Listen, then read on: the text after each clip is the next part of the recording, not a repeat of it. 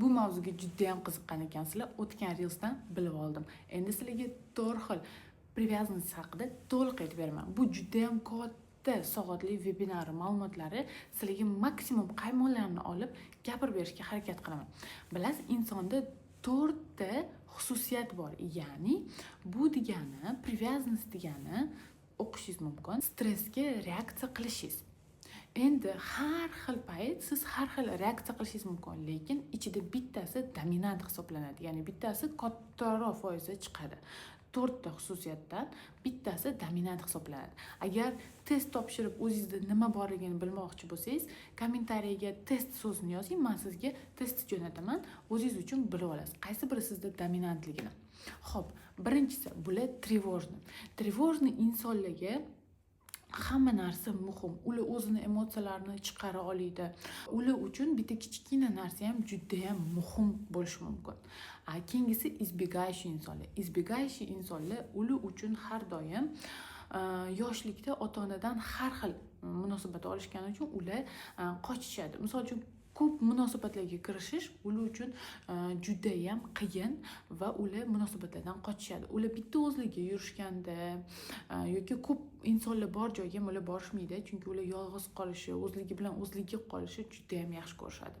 Keyingisi надежный tip. Надежный tip degani bu yoshlikda bola ota-onasidan keri yig'lagan payti, misol uchun yordamga muhtoj bo'lgan paytda ota-ona har doim oldida bo'lgan va ularda уже stressga barqarorlik desam to'g'ri bo'ladi, shunaqa tip rivojlangan bo'ladi. Va keyingisi dezorganizovanный, bu ham избегающий, ham тревожный birga qo'shilgan. Ya'ni bu yerda ham vahimalik bor unda, ham munosabatdan qochish bor. Aralash привязанность hisoblanadi.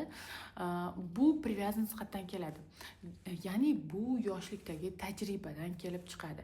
Ota-ona bola yosh bo'lganida, balkim ota-onasi emas, balkim boshqa inson katta qiladi, uni farqi yo'q. Kim uni bolani katta qilgan bo'lsa va u bola yig'laganida yokida yordamga muhtoj bo'lganida qanaqa munosabat bildirsa, ular stressni yashab o'tish bo'yicha shunaqa tajribaga ega bo'lishadi. Endi ba'zi bir ko'p erkaklar избегающий bo'ladi. Ya'ni o'sha oldingi reelsda aytib o'tganimdek, ular o'zi bilan o'zi yolg'iz qolishi yoki bitta katta mehmonga bormoqchi bo'lsa, yotib dam oladi. Nimaga? Chunki ularga kuch kerak. Ular избегающий tip bo'lgani uchun ular odamlar bilan muloqotga kirishsa, ulardan kuch juda ham katta kuch ketadi va o'sha ularni tiklanib olishi, kuchli bo'lib olishi uchun ular yotib dam olishadi. Ayollar buni har xil tushunishi mumkin, lekin bu haqiqatdan ham rost. Ular agar tipi избегающий bo'ladigan bo'lsa, ularga bu odamlar bilan ko'rishish, mehmonlarga borish juda ham katta kuch oladi ulardan. Bu resim katta bo'lib ketadi, chunki mavzu juda ham katta va bu sizlar uchun juda ham foydali bo'ladi degan umiddaman.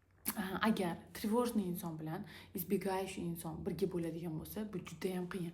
Ya'ni тревожный inson doim o'zini emotsiyalarini gapiradi, tushuntirib beradi, nimalar bo'layotganini aytib bergilari, ichidagi hissiyotlarni aytib tashlagalari keladi. избегающий bo'lgan inson bo'lsa, urush payti yoki stress bo'lgan yoki konflikt kelib chiqqan payti ular yolg'izlikka tushib olishadi. Тревожный odam "Baxki, gaplashma, senga aytmoqchi bo'lgan gaplarim bor" deb turadigan bo'lsa, u "Yo'q, meni tinch qo'y, men o'zimga kelib olishim kerak, men o'zim bilan o'zim yolg'iz qolishim kerak" degan pozitsiyaga tushib oladi. Va bu urushdan qochish yoki boshqa narsa emas, ular prosta konfliktli vaziyatlarni yoqtirishmaydi. Ularga hammasi tinch, hamma yoq sokin, hamma yoq xotirjam bo'lgani yoqadi. Sizda qaysi tip привязанность chiqdi? Kommentda yozing.